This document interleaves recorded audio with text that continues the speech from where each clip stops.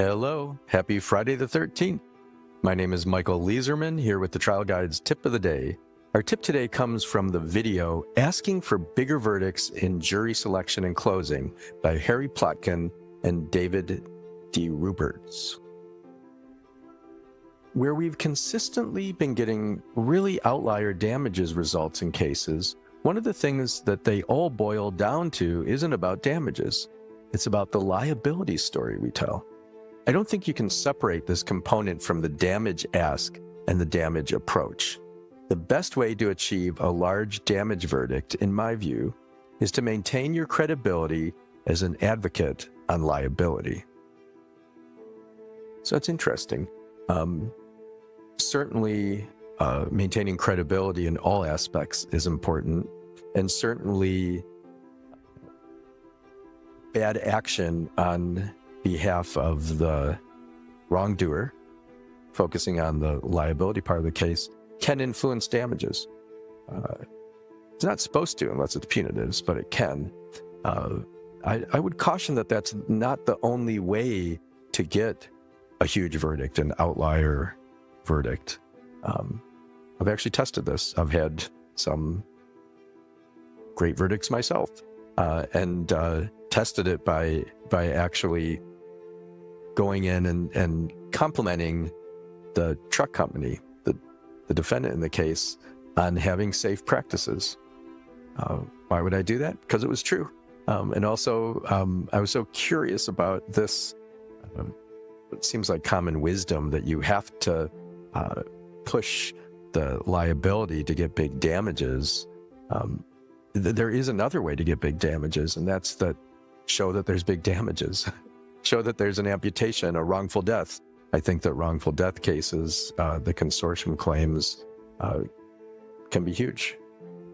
And that's regardless of the action of the defendants. There's ways to do that. You know, when I have those cases, I've explained that to the jury in closing. Said, you know, there's some lawyers who would focus on the wickedness of the actions of the person they're suing and expect to get a larger amount of money, to have a larger verdict. That's really not fair. That's not how it's supposed to work. You're supposed to look at what is the value of what was taken from this family, the value of the love that they have for their child who was taken in this crash, or the value of their freedom because they can't walk any longer. And that just as wicked conduct isn't supposed to result in a bigger verdict, so the fact that on the whole they're a safe company, but here, in this instance, their driver did something that was wrong, that was not reasonably careful, you still have to look at the value of what they took and give the full value.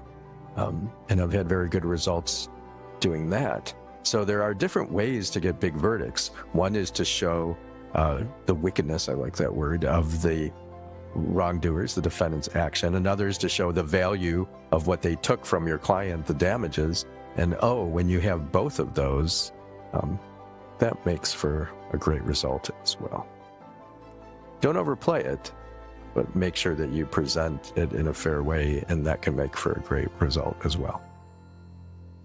Let's take a deep breath together and be grateful to be alive. May we approach today's work with fresh eyes and an open mind. May we be willing to see things we haven't seen before and to learn things we don't yet know. May we bring a beginner's mind to even familiar tasks, discovering possibility in what seems routine.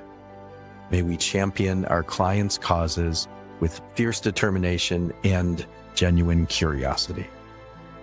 Now, 3 sounds of the bell can open a space for what wants to emerge. With the bells, you can sit in stillness, you can have a prayer practice, or simply have the intention of receiving these sounds as a blessing in your day.